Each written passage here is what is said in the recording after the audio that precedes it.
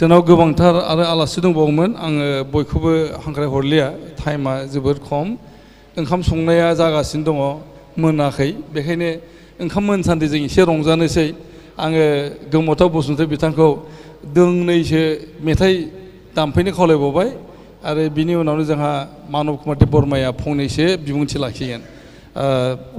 अभी डॉक्टर गोमोथाव बसुमतारी सेरजा प्ले करेगा इसके बाद मानव कुमार देब बर्मा थोड़ा सा हमें डिलीवर करेगा उसका वैल्यूएबल लेक्चर